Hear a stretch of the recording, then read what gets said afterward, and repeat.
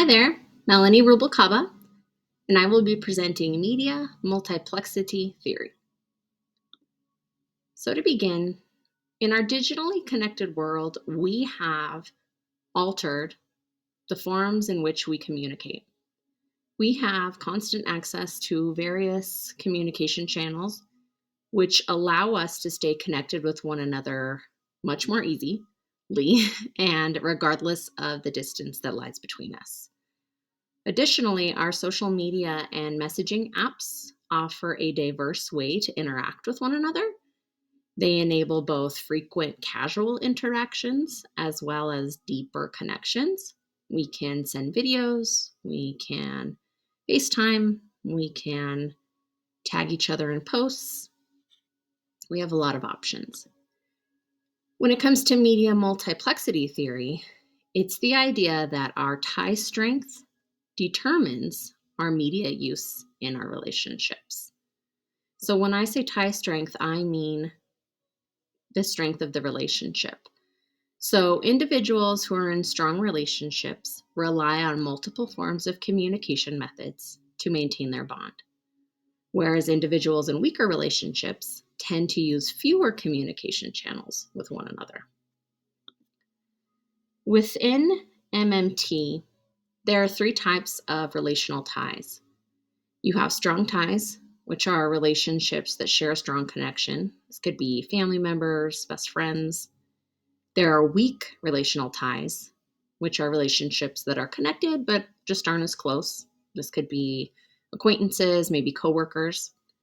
And then there are latent relational ties, which are unused connections that are available but are not necessarily being acted on. A good example of this would be a Facebook friend. You have that ability to connect. You don't necessarily speak with one another or communicate or form a connection in any way. So when we look at strong ties use multiple media. There's a direct correlation between the variety of media used in a relationship and the amount of media used during the relationship to the strength of the tie. It's also necessary in maintaining that tie, which means that all these forms of media that we see, again, these are just examples on the screen, but there are several of them. And so this indicates a strong tie. We have several forms or methods or mediums of being able to communicate with one another due to all of these options. It's necessary for us to keep up on that strength with all of these modes of communication. So if we look at weak ties have fewer media. There's less options to connect here. The more media you use to connect, the greater the likelihood of strengthening that tie.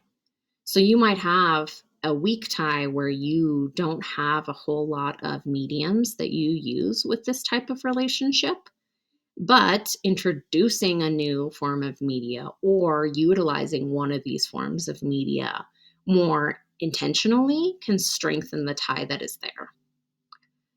Additionally, the characteristics of these mediums do not limit the topics that individuals in the relationship can discuss. So we can look at changes in media and how this impacts our relational ties. If it is true that adding media increases opportunities to connect, then it is also true removing opportunities of connection is impactful. So removing opportunities to connect from a weak tie has a greater impact on the relationship because we don't have as many mediums that we're using already. Removing opportunities to connect from a strong tie has a minimal impact on the relationship because strong ties have several mediums that they're utilizing to connect. So a good example of this would be if your friend decides that they are going to take a break from social media. They no longer have their Snapchat, their Facebook, or Instagram available to you to reach out to them, to tag them, to message them, to, do whatever it may be. Now maybe all you have is their phone number and an opportunity to send them a text or a phone call. If your tie in the first place was not very strong, then this could be very impactful to your relationship. Now, if you already use text messaging and phone calls in this relationship, plus all the social media stuff, that indicates a strong tie and would have less of an impact if your friend to your relationship if your friend decided to take a break from social media. Within MMT, there is what's called a media hierarchy. This I drew kind of a parallel to with the social penetration theory. All of our media hierarchies are different from one person to the next. There is no specific type of media hierarchy that exists. So you get to determine how much of yourself or how many mediums you offer to a person. How many ways do you want that individual to connect to you?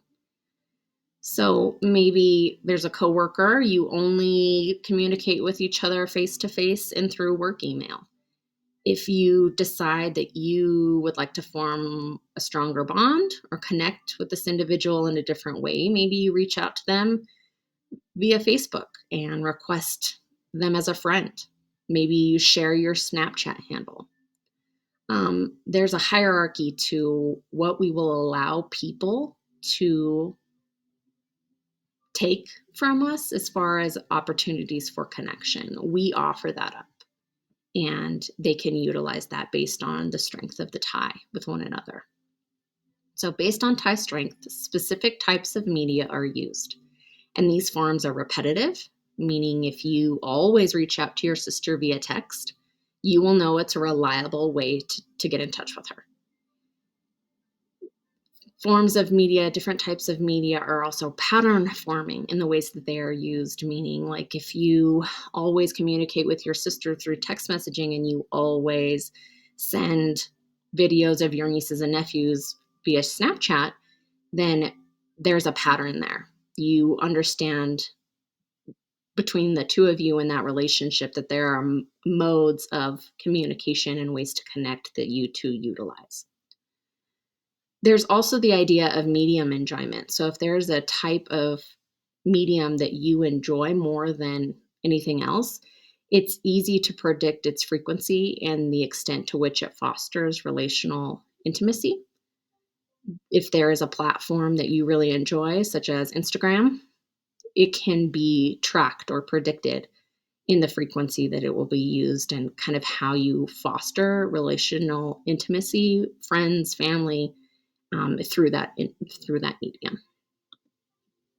So the way that MMT relates to the real world is through our relational maintenance.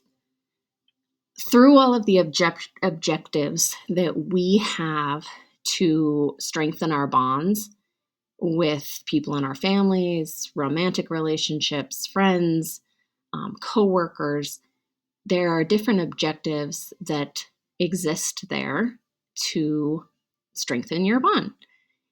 And through support, self-disclosure, assurance, and with the friendship rules of sharing humor and defending our friends, we can accomplish those goals through media.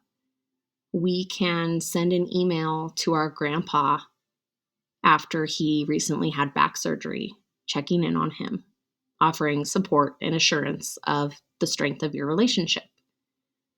You can comment on your girlfriend's photo, informing her you really like the picture, you're beautiful, as a form of assurance and support in that relationship. Additionally, things like tagging a friend in a funny reel is a way to abide by your relationship rules with one another, sharing humor, fostering that bond. Another way is you could defend a friend on a political post.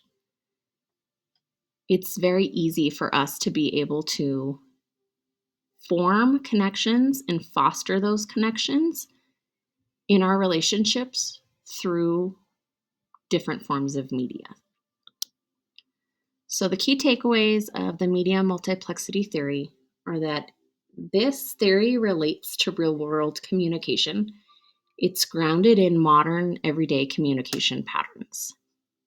It acknowledges the role of digital media. MMT recognizes how current communication mediums impact interpersonal relationships. MMT is a useful framework for studying interpersonal communication and the role that media has in sustaining our interpersonal relationships, which makes it pragmatic and valuable. Thank you.